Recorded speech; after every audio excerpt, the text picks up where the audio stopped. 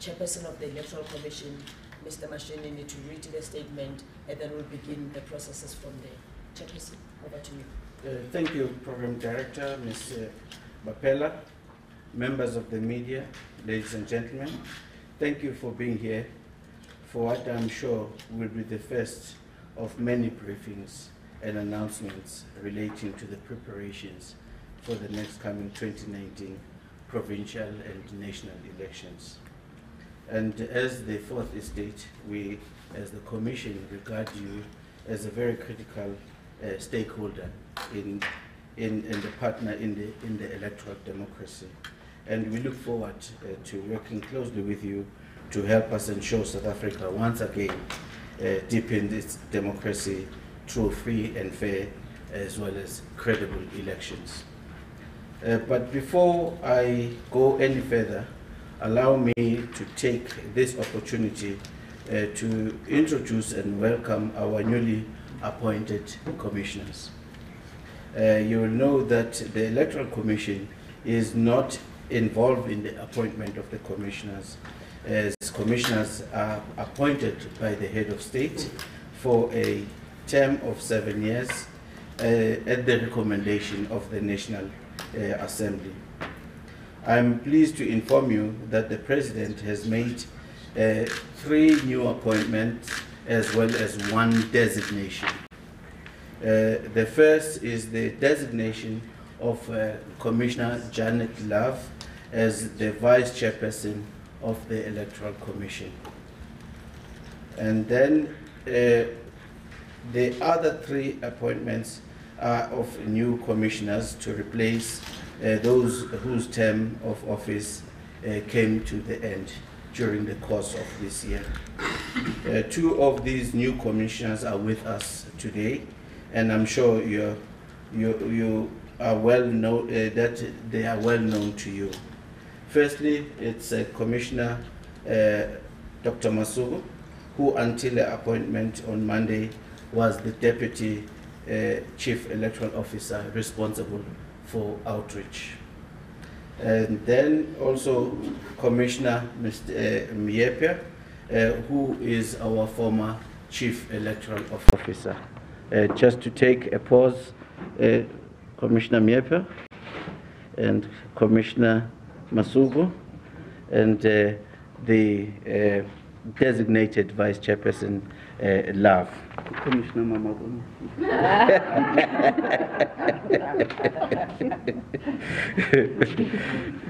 Commissioner Miepe, as we all know, served with the Electoral Commission from 1998 until 2016, during which time he was involved in 4 national and provincial elections, 5 municipal elections, and many hundreds of by-elections. And during 2 separate terms at the Electoral Commission, spanning over 14 years, Commissioner Masugu has also been involved in many general elections, especially from an outreach, civic education, and the communication perspective. So between the 2 of them, we can see they have nearly 30 years of experience in electoral democracy, both here as well as internationally. And we as the Commission could not have asked for a more complementary and highly qualified and respected members to join the Commission and to hit the ground running. The other new commissioner, who is unfortunately not here, unable to be with us, is Judge Pillay of KwaZulu-Natal High Court. Judge Pillay is one of the most respected labor law experts in South Africa and has many accolades to her name. She is currently visiting scholar with the graduate program at the Harvard Law School until the end of January. And we will be looking forward to her joining us. Let me also take this opportunity to acknowledge and thank the 2 commissioners whose term of office ended on Sunday for their many years of service to the Electoral Commission and to the people of South Africa.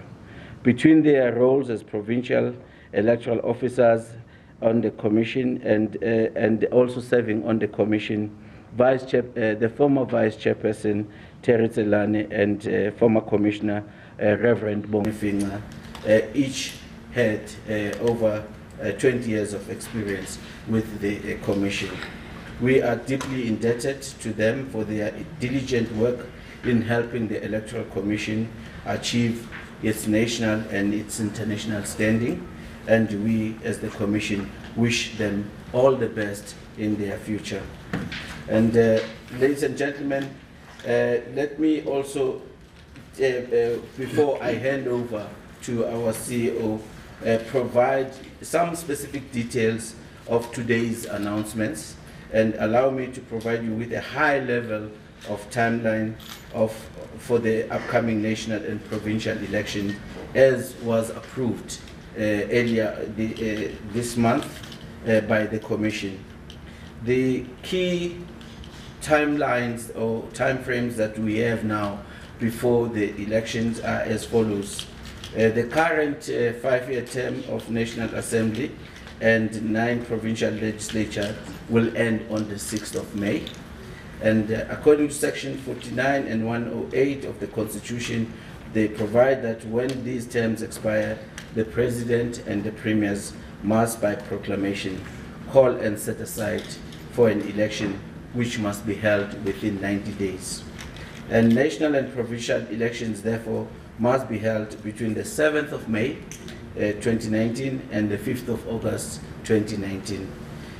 And the Commission held an engagement with the President on the preparation of and planning of the election during the month of August. And subsequent to that, the President then announced his intention to hold the elections before the end of May, which now has narrowed that the election will take place in May. And as we normally do it on a public holidays on a Wednesday, it will be one of those Wednesdays within the month of May, after the 7th of May. And the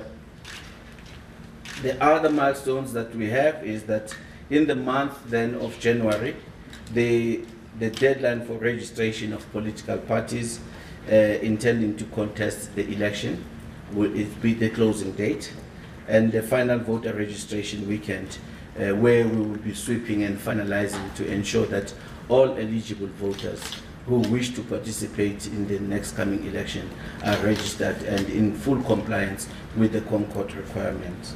And in the month of February, that's the month where we expect then the President and the Premiers that the President will proclaim the election date.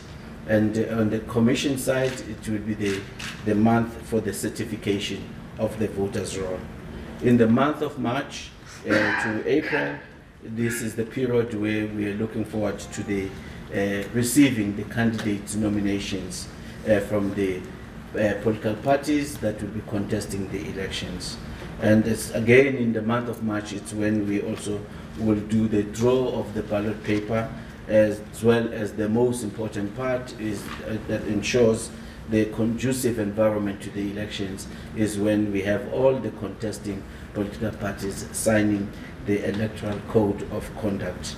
And then in May, that's when we then get into the what you call opening up of the results centers throughout the country, as well as the conduct of the election, and leading to the announcement of results, and finally the rollback of our work.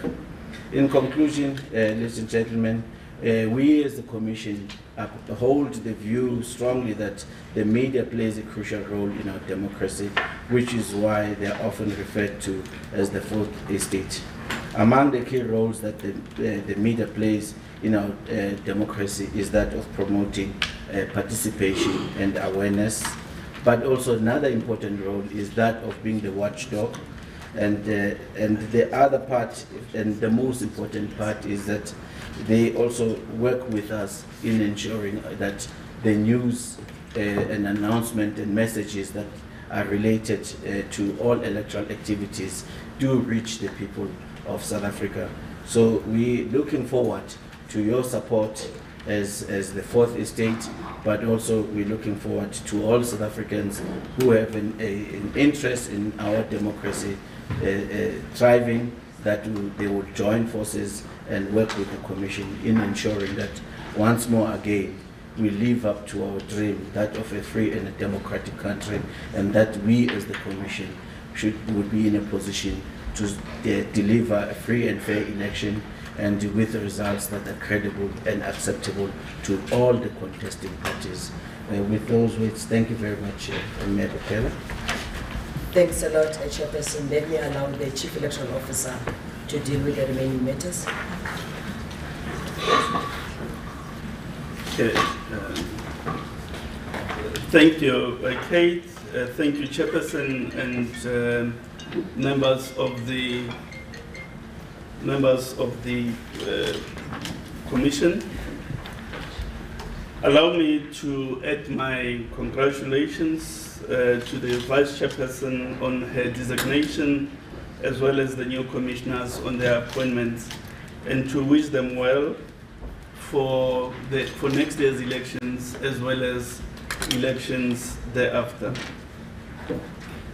The Electoral Commission is pleased to announce the date for the second and final voter registration weekend for the 2019 national and provincial elections. The country's 22,932 voting stations will open at 8 until 5 on Saturday, the 26th January, and Sunday, the 27th January, in order to allow new voters to register, and for those that are already on the voters' roll to change their details, and especially to finish their address records. All South African citizens aged 16 and older and who are in possession of an official identity document can register as voters, although you may only appear on the voters' roll once you have attained the age of 18. Voters should take their barcoded ID books, smart card IDs, or a temporary identification certificate when they go to register in the voting districts in which they are ordinarily resident. When registering, voters will need to provide their address or a description of where they live to allow the Electoral Commission to place them in the correct voting district segment of the voter's roll. However, documentation or proof of address is not required. A registration weekend is also being planned for voters living outside of the Republic at the 120 high commissions, embassies, and consulates. The Commission will in due course announce dates once final arrangements have been concluded with the Department of International Relations and Cooperation. The overseas registration weekend is likely to take place just before or just after the South African registration weekend, and will accommodate countries which have a different configuration of weekend, be it a Friday, Saturday, and Saturday, Sunday, given there may be differences, especially in Islamic countries. Voter registration will also be conducted in January in correctional centers around the country to allow prisoners to exercise their right to vote. For voting purposes, prisoners are regarded as being registered to vote in the voting district in which the prison is situated. Family members of those who are incarcerated in correctional facilities are requested to deliver their identity documents to them ahead of the registration drive. Ladies and gentlemen, the Electoral Commission will be supporting the registration drive with the rollout of a national communication and education campaign to encourage participation. A key thrust of the campaign will be urging young, first-time voters to register. Currently, the lowest voter registration levels are for voters aged between 18 and 19 years, and the figure is 15.6% of the estimated voting age population, as well as the age category 20 to 29 at 56.7% of the estimated voting age population. It is important, though, that we mention that in the last 3 national registration events, the majority of people who are registering is persons who are young. In other words, persons who are between ages 19 and 29. However, coming off a low base, we have not been able yet to reverse the trend of the general underrepresentation of young persons on the voters' roll. We are very mindful that the timing of the final registration weekend may not be ideal for tertiary students who may not yet have started classes by late January. Ideally, we would have wanted the final registration weekend to be held after campuses have opened for 2019 to help facilitate student registrations. Unfortunately, we have to balance the desire for the latest possible registration opportunity with the need to fulfill a number of legal obligations in terms of our planning for the elections. We need time to scan and capture the registration details received during the registration weekend in order to have the voters' roll ready for scrutiny and possible objections by members of the public and political parties. We need this to be finalized at least 72 days before the election date to then meet the various requirements and milestones that are governed in terms of the election timetable. As the chairperson pointed out, we are required to be ready to hold the elections at the earliest date by the 7th of May 2019, given that the term ends on the 6th of May. So the first possible date to hold the election is the 7th of May. So that is why we have planned for the registration at the end of January next year. As far as encouraging students and young persons to register, we are planning special voter registration initiatives at campuses as soon as they open. So we are not leaving them in the lurch. We will be creating special opportunities for them to enlist as voters on the voters' roll subsequent to tertiary institutions opening. The Electoral Commission appeals to all stakeholders, including political parties, with whom we met earlier today, government departments and entities, the media and civil society organizations, including labor, business, NGOs, faith-based organizations, traditional leaders, and all community organizations to support the registration drive and to help us encourage voter registration ahead of the elections. Ladies and gentlemen, to assist voters with further information, the Commission Contact Center will be activated ahead of the national registration weekend and will be operational until after the elections in order to assist members of the public. Registered voters can also visit our website at elections.org.za to check their current registration details and voting station locations. They can also send their SMS. They can also SMS their ID numbers to 32810 to receive an SMS containing their registration detail as well as the voting station at which they are registered. An online facility is also available for registered voters with access to internet to update and review their addresses online. In fact, we would want to encourage South African voters to use that portal because it offers us the opportunity, firstly, to correct your address if it's incorrectly captured, or to confirm the correctness of the address detail. But that if you don't have any address, you have an opportunity to provide one. And thirdly, and perhaps more importantly, to also check whether that address is correct in relation to the boundaries of the voting district. So it's an important facility that South Africans have to ensure that we correct the addressed matters on the voters' roll.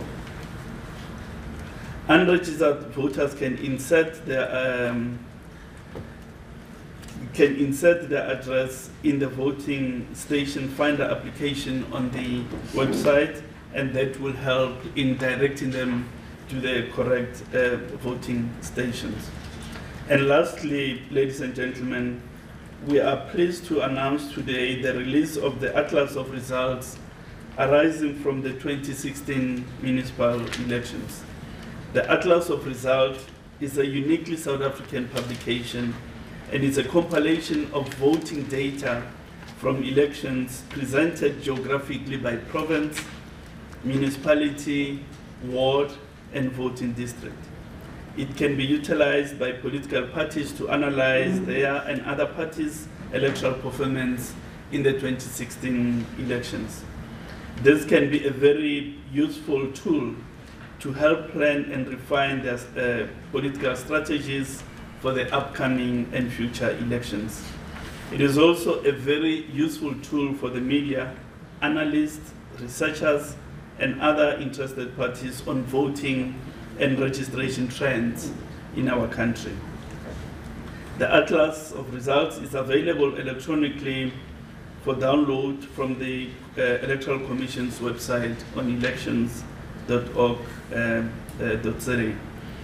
With that said, ladies and gentlemen, I'm now going to hand over and invite Ms. Melanie Duplessis, sitting on the other end of the room, who's our Manager for Business Applications, to give us a short demonstration of this powerful tool and how it can be used to navigate that terrain. I wanted to check quickly with the cameraman if they're okay, or can So we we have move? to come to the side. Must she come this side? Okay. She's got her gadgets. Madam, are you able to come, or must we? All right, Okay. okay, let's see. All right, let's see. She's going to do this thing. No, she can stay. Sit here. Okay, so.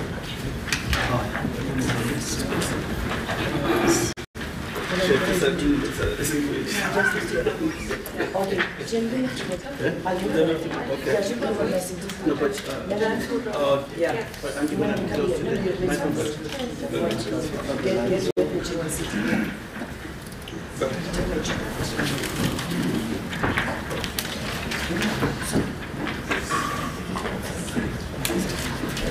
Thank you very much for that wonderful introduction, CEO. It's then my privilege to introduce our interactive atlas of results for the municipal elections in 2016 to you.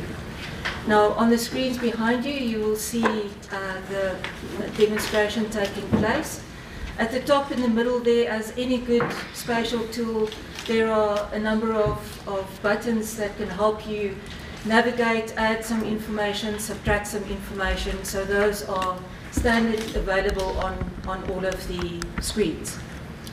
Then I'm going to take you through only a few highlights. There's obviously a lot of exciting maps in this atlas, but I'll just highlight a few for you and the rest leave up for you to go and investigate.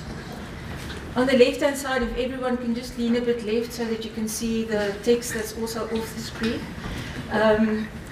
James will go for us now to the first theme that I want to introduce to you, and that deals with the voters' roll. The voters' roll is depicted per municipality, and the percentages and the colors you see represent the number of registered people as they relate to the voting age population in that municipality. So after our voters roll is closed, we always do a map representing this, so we know what we work with. Now, the atlas contains a number of themes. Once we're done with our delimitation and our voters roll, the actual results start. And the first map, and for me this remains one of the most interesting and exciting maps, is the leading party map. What we do for the leading party map is, and James will get it up on the screen for us now, is what you see there is every single voting district in the country. And the color represents the party who had the most votes in that particular voting district. It does not relate to seats at this point, but it does give an impression of the political landscape of the country. Obviously, you need to know your geography a little bit. James, if you can just zoom out, and let's remind everyone about the size of Northern Cape versus the fact that there's about 600,000 people registered, and the size of Gauteng, where we have over 5 million people registered. But if you look at that and you follow the legend, the ruling party is in the light green there, the official opposition in the yellow. So it gives you an immediate picture of almost 23,000 voting districts without having to go through stacks and stacks of paper to get to the answer. So this is really one of the most powerful maps. The next section of maps, which we're not going to display at the moment, deals specifically with the parties themselves. So they are done by party. And we have 3 themes represented there. The first one would be party support. And similar to what we do here, we color in the voting districts and show you what the support of each party is in a voting district. The second theme that we have is a party variance. Now, I would encourage you to go and have a look. That is some very interesting data. What we do there, we compare a party's performance to their previous own performance. So while you can look at a support map, like James is showing us there, it will, if you compare it to their own performance previously, it shows you a completely different picture. So there might be a leading party still, but their support has gone, the blue areas would indicate where a party support declined a little bit, and the yellow and green colors would indicate where the support grew in certain areas. Again, a very interesting view on that. The other one that deals with specific parties is the lead lag. The premise here is that in a voting district, you either win or you lose. If you win, how far did you win by? If you lose, how far did you lose by? And it shows you there the marginal seats. So the dark green and the dark orange is where you're just ahead in the dark green or just behind in the dark orange. So for any party, interesting then to look at that and know where you watch your back or where you put in a little bit more effort. We don't only look at the results coming from the voting itself.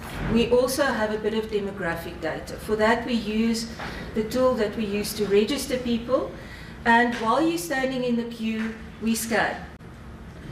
And from that, we can then determine a number of things. The gender, which is the most predominant gender in a voting district, which is the most predominant voting time, when did people come throughout the day.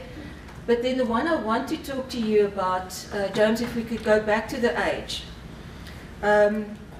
This is the predominant age by voting district. An interesting CEO, it should make your heart warm. The campaign seemed to have worked in KwaZulu-Natal in 2016, where you can clearly see the orange there is the age group 20 to 29, where the most people turning up in voting districts were the age group 20 to 29. So with that very brief introduction, I hope we've given you some enticing information at least to go and further investigate this.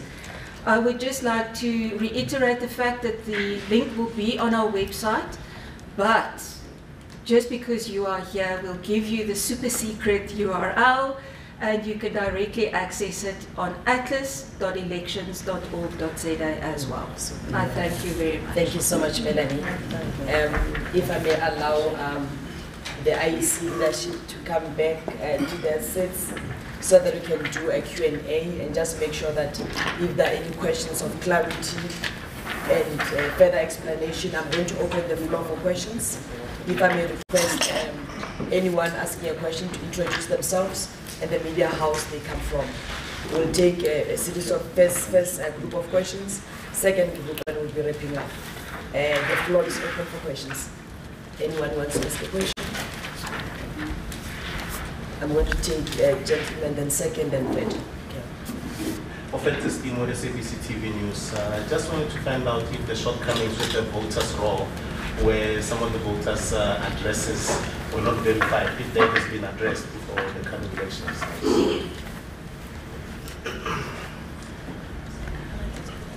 It's the same question. Okay, thank you very much. Janke Sommer from NZA. Just to make sure, when do you expect outcome or ruling from the Constitutional Court on the application for extension of that deadline for the voters' roll? And how would anything, whether it doesn't matter how the Constitutional Court rules, would the ruling have any impact on anything announced today? Omar from EWN. I just want to find out, in terms of budget, the Treasury might have slashed your budget a bit, I think. I stand under correction, but how does that affect your planning to do these elections, also into the voters' weekend plan for voters to register, just to get a sense of that? Will it affect you at all? Thank you. Let me take the last question before I hand over to my panel. Thanks. My name is Lisa from the Sunday Times. My question is on something that is circulating in the business of the gateway.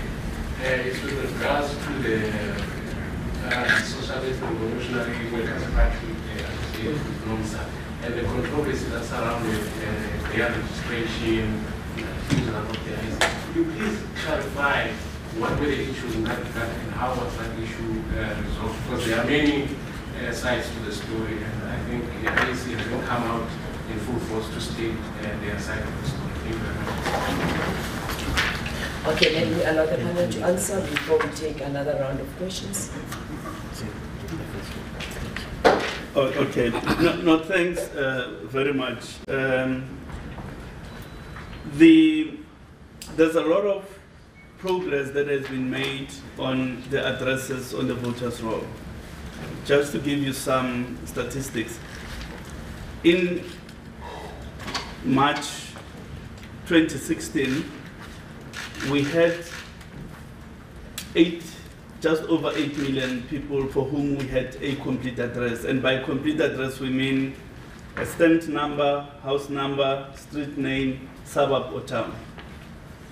About 8.4 million in 2016. As at the end of October 2018, that number has improved to 21.6 million. So there's been that staggering improvement in the number of people for whom we have complete addresses. Inversely, we also had just under 8 million, 7.9 million people for whom we did not have an address at all in 2016. 7.9 million in 2016. That number has been reduced at the end of October to 1.6 million.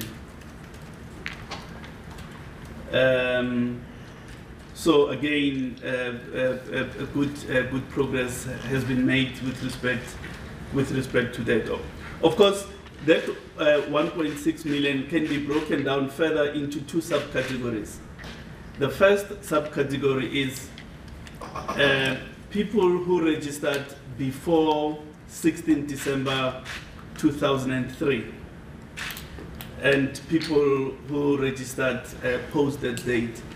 The import of date is that is the date on which the amendment that required addresses came into effect.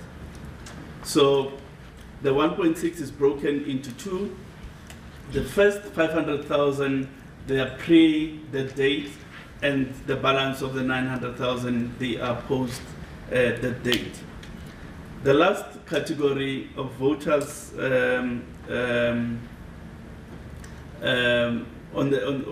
addresses on the voters roll, it's people for whom we have an incomplete address.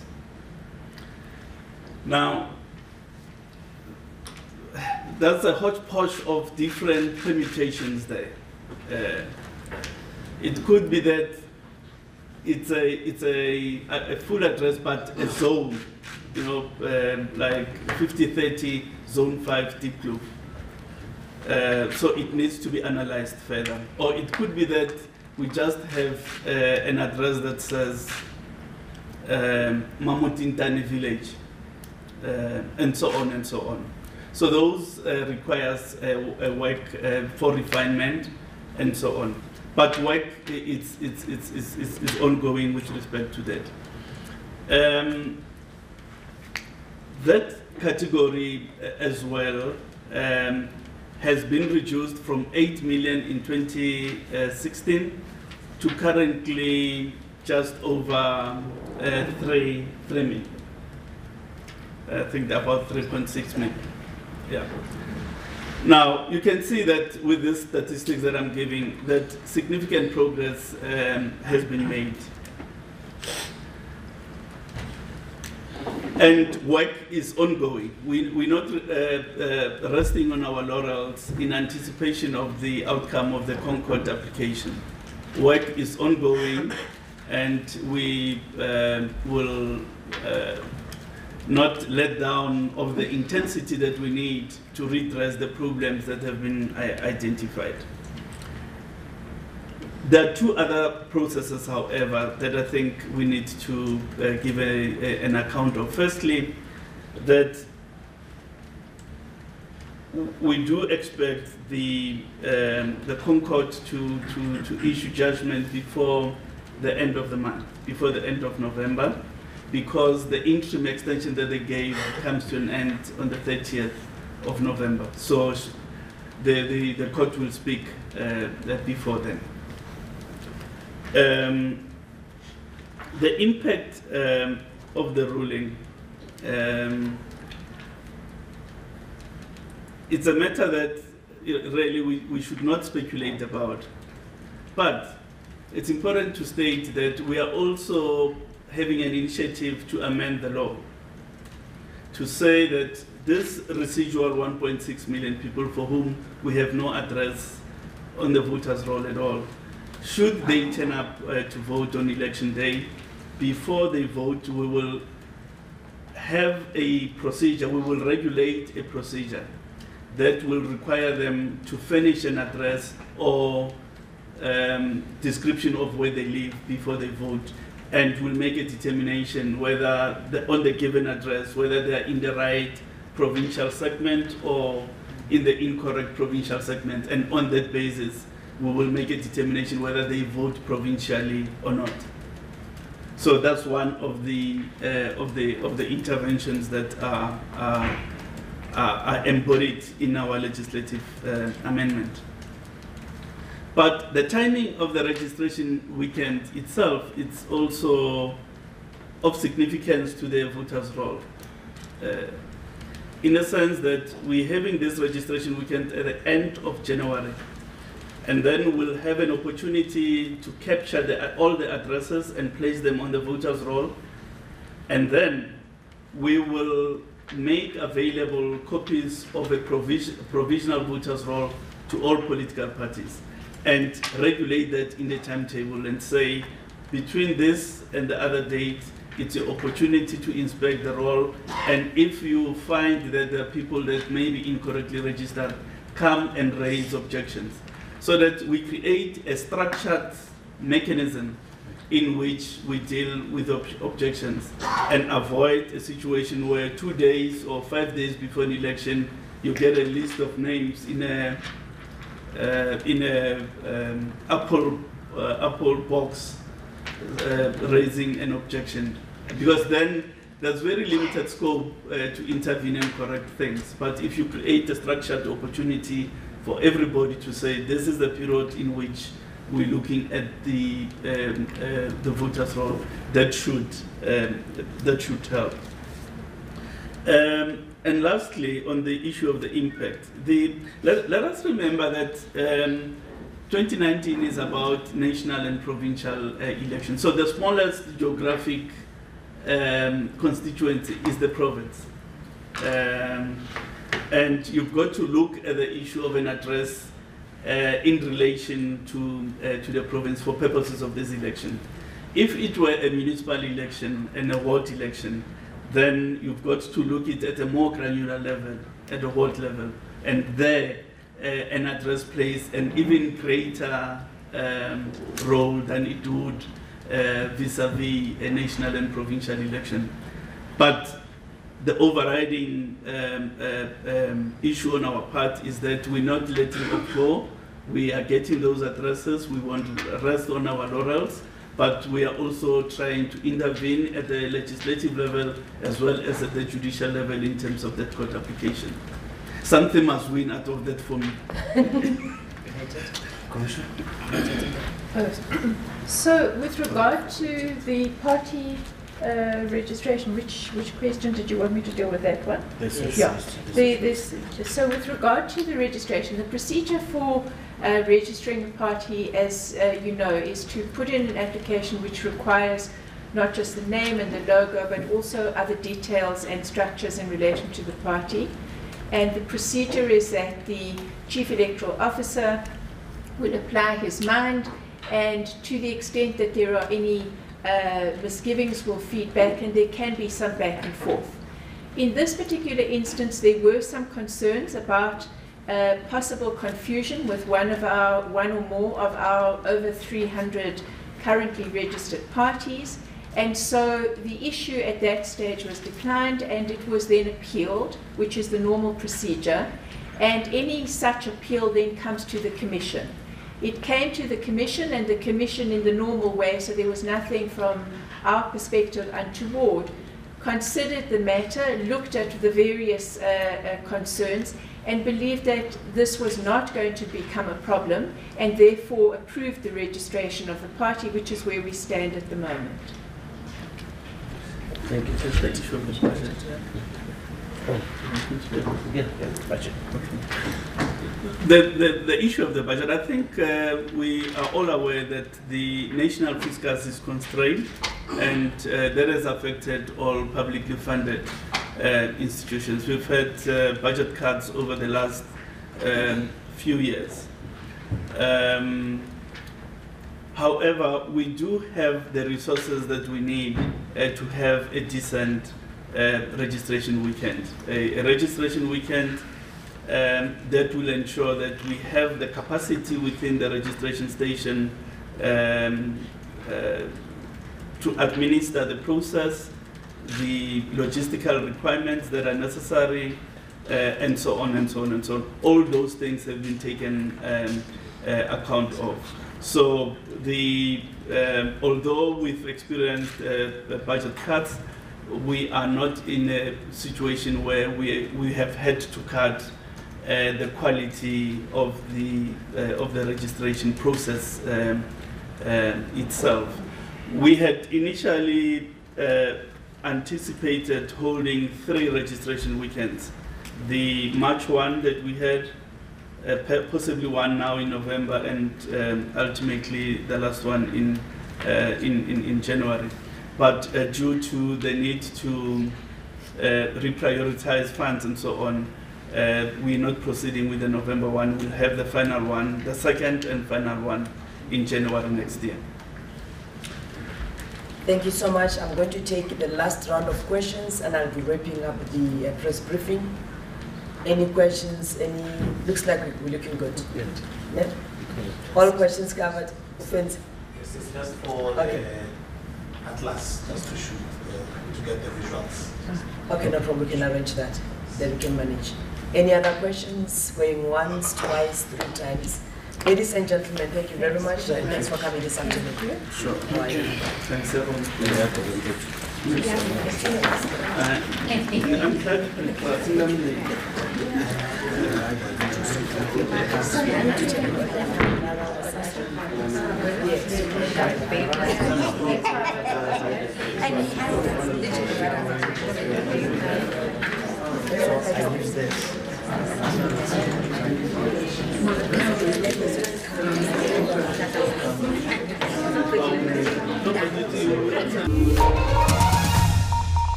Mom, Yes, my boy? what's gonna happen to us when you die?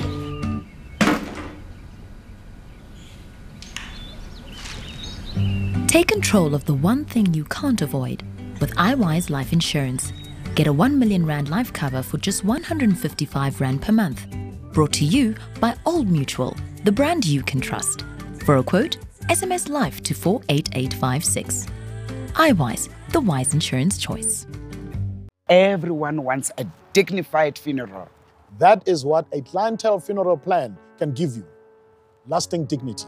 I just want my family to be there, all relaxed, not worrying about paying for anything, knowing that clientele covered everything. I would like a dignified funeral, and the rest should be invested for my children's future.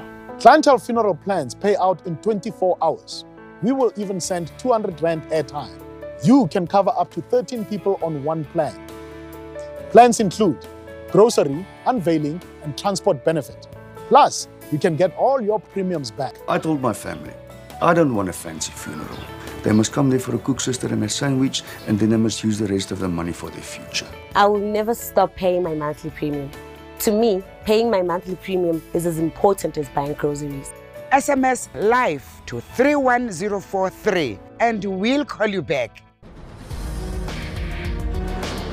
The story of Guatyu is a microcosm of the problems that continue to plague land reform, where the challenges of redistribution, restitution and security of tenure include not only addressing past injustices